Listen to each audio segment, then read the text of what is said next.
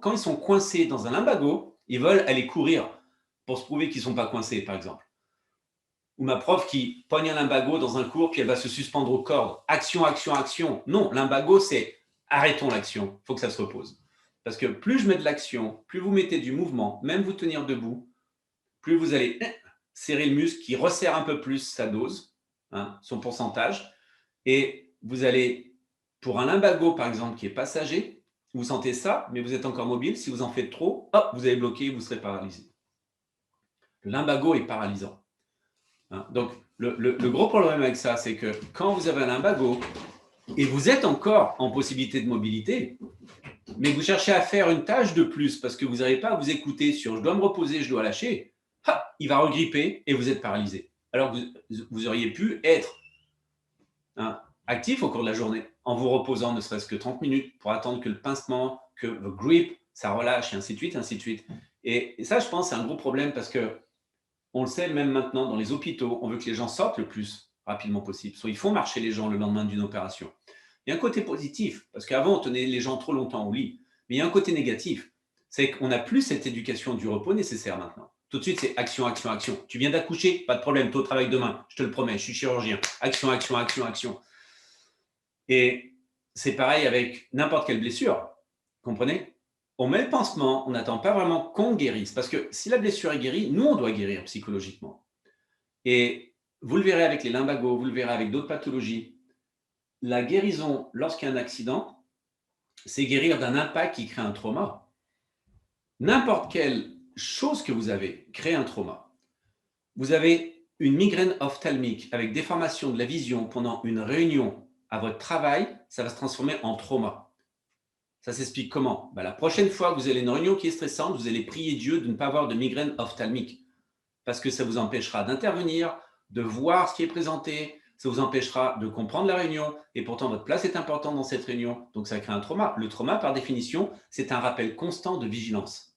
J'arrive pas à me remettre de ce qui s'est passé. Je suis en trauma, je suis en trauma, je suis en trauma, ça se répète. Donc avant avoir un trauma, on a d'abord un accident.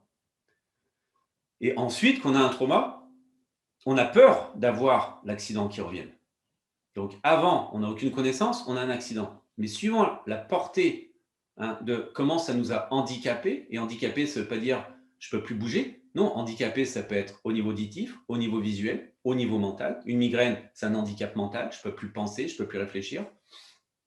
Si ça portait un tel impact dans ma vie et que j'essaye de passer rapidement à travers sans faire de guérison, par exemple, cette migraine me dit que c'était une réunion de trop, j'aurais pu annoncer que je ne suis pas là, ou on aurait pu essayer de la reporter, ou j'aurais dû me reposer, ou je prends trop au sérieux le sujet et peut-être je devrais moins m'en faire. Bref, il y a un signal.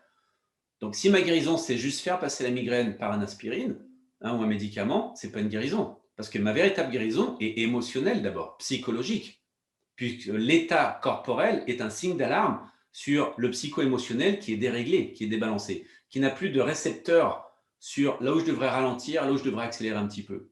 Donc la migraine se déclenche comme signal d'alarme. Une migraine n'est pas faite autrement que pour ça. Et on le sait que dans les cas migraineux sévères, le cerveau souffre énormément. C'est pour ça qu'il y a dysfonction totale au niveau de la cohérence neurologique et qu'il y a abandon des synapses dans leur volonté de transmettre l'information. Et à partir de là, qu'est-ce qui se passe? Si j'apprends à guérir, je vais apprendre que la première chose à faire, c'est pas de passer à la suivante. C'est de passer du temps sur ce qui vient de m'arriver, de prendre le temps de repos pour le digérer, l'ingérer d'abord, le digérer ensuite, l'assimiler. Parce que dans tout ce qui se passe, je dois avoir une relation très claire sur ce qui a pu le déclencher et non pas sur comment je l'ai vécu et comment ça m'a handicapé. Parce que si c'est ça, ça va me créer un trauma. Et le trauma, par définition, c'est la peur du retour de la pathologie. Donc, mon corps reste tendu, je reste nerveusement actif, je reste nerveusement obstrué au niveau du mental parce que s'il y a une prochaine réunion qui arrive et j'ai peur de faire une migraine ophtalmique, c'est sûr que je pousse la porte pour rentrer en me disant pourvu que j'ai pas de migraine ophtalmique. Et ça, c'est une tension parce que je souhaite une chose qu'elle ne revienne pas. Et ça, c'est un trauma. C'est-à-dire que le trauma a un caractère obsessif d'un événement qui ne peut pas se détacher du psycho-émotionnel. Immanquablement, mon corps se rigidifie. Immanquablement, je ne vais pas écouter ce qui se passe parce que je vais juste penser pourvu que je n'ai pas de migraine, pourvu que je n'ai pas de migraine. Et immanquablement, je ne serai pas présent. Et possiblement, à la fin de la réunion, j'aurai une migraine ophtalmique. Parce que la tension du trauma créera la tension résultante de ce que je suis en train de vivre. C'est exactement cette logique que vous devez avoir pour toute la plupart des pathologies ou la plupart des cas que vous pouvez traiter au niveau thérapeutique. Mais l'avez-vous dans votre vie? C'est ça le problème. On est face à des gens, à des yogis ou à des médecins traitants qui le procurent pour leurs patients ou pour leurs élèves, mais ne le vivent pas dans leur vie de tous les jours. Donc, leur réflexe n'est pas porté à la bonne direction. Et c'est ça qui nous embête la plupart du temps. Donc, si je suis un prof de yoga et que mon premier réflexe, c'est dire, ah tiens, tu as l'air nerveusement fatigué, bah faisons 15 salutations au soleil, immanquablement, c'est la mauvaise réponse. Parce que ça veut dire que moi, quand je suis nerveusement fatigué, je trouve rien d'autre à faire que d'aller courir ou de faire 15 salutations au soleil. Donc, je ne me suis toujours pas reposé, en fait. Si je vis le repos, ma première réponse à un élève qui vient et qui me dit oh là, je suis nerveusement fatigué, ma première réponse, ça sera bah, on va commencer par Shavasana parce que je l'ai vécu personnellement. Parce que c'est ce que je mets dans ma vie comme solution. Et c'est ça qui va me permettre de. Hein. Et ça, il faut être extrêmement réceptif à ça. C'est pour ça que commencez toujours. Non, j'allais dire un truc, je ne sais pas comment vous allez le prendre, mais j'ai envie de vous dire commencez toujours par souffrir et ensuite trouver la solution. Ça sonne un peu bizarre. Mais ce que je veux dire, c'est qu'on ne peut pas apprendre autrement, malheureusement, qu'en se blessant, des fois. Parce que c'est là où on sait qu'est-ce qui se passe. Mais est-ce qu'on est apte et assez intelligent pour le reconnaître? Le médicament qu'on aurait dû prendre, pas la pilule, la solution qui guérit et qui évite le trauma, est-ce qu'on l'a vraiment fait? Est-ce qu'on a été. Vous voyez ce que je veux dire?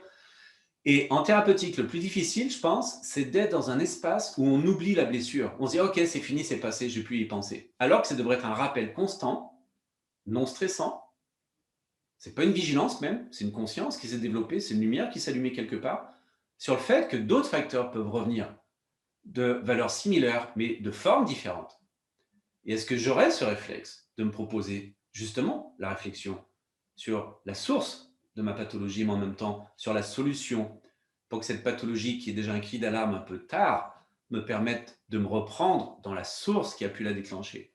Et la plupart du temps, j'ai envie de vous dire, n'importe quelle pathologie, qu'elle soit mentale, nerveuse, physique, j'inclus les accidents, les maladies, si on veut avoir introspection et si on veut avoir connexion avec la source, de toute façon, il n'y a qu'une seule chose qui nous le donnera. Ça sera quoi? Répondez-moi. Le repos. Ça sera le repos. Si mardi, vous avez perdu vos clés d'auto et vous commencez à pleurer sur vos escaliers de la maison en disant qu'est-ce que je vais faire maintenant, je vais être en retard au travail, la première chose que vous devez faire, c'est aller vous reposer un petit peu. Ça va se résoudre. C'est pas vrai que c'est toujours une urgence. Et des fois, c'est 2 minutes de repos. C'est pas une journée. Et en 2 minutes, vous dites ah, c'est vrai, mes clés, je les ai laissées chez le comptoir de la boulangère. Vous voyez ce que je veux dire? Ça revient tout de suite. Alors que s'il y a panique, ça s'éloigne de vous. La solution s'éloigne, s'éloigne, s'éloigne. Parce qu'il y a une chose qui est vraiment importante à comprendre, c'est quand je panique, je n'attire rien vers moi. Rien. Mais zéro. Quand je suis reposé, j'ai un magnétisme naturel. Les choses sont attirées vers moi. Parce que je suis en conscience, donc je n'effraie plus rien. Et l'énergie est toujours effrayée par ce qui est malheureusement en état de panique. Parce que dans l'univers, la panique, c'est la destruction. Dès qu'il y a panique, c'est destruction.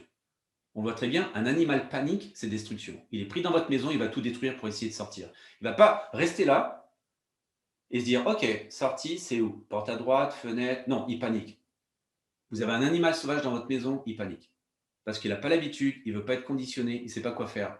Donc, dans la nature, l'état de panique, c'est une destruction. Vous comprenez? Si vous prenez l'état maintenant de la nature pour revenir d'un trauma, c'est le repos. La biche s'est fait attaquer, elle a survécu, c'est le repos. Elle va se mettre à trembler derrière un buisson, elle va se reposer. L'animal, quand il fait le mort, c'est un repos, parce qu'il fait semblant d'être mort, mais en même temps, il dort, il se repose, parce que nerveusement, il ne peut plus le prendre. Tout, chez les enfants, c'est pareil.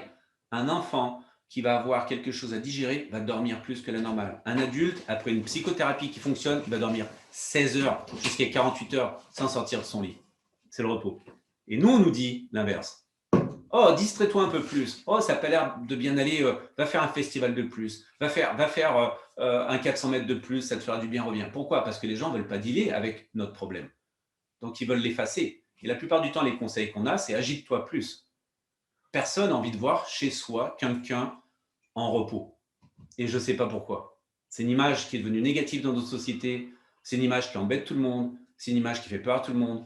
Personne n'a envie de voir qui que ce soit de dépressif chez soi, personne n'a envie de voir qui que ce soit qui est en train de réaliser ce qu'il est en train de vivre par maturation dans son trauma et en passant par le repos, d'avoir un peu plus d'introspection et de possibilités. Personne ne veut voir ça chez soi, malheureusement. On a peur de ça, Bah, alors que c'est la ouais. solution.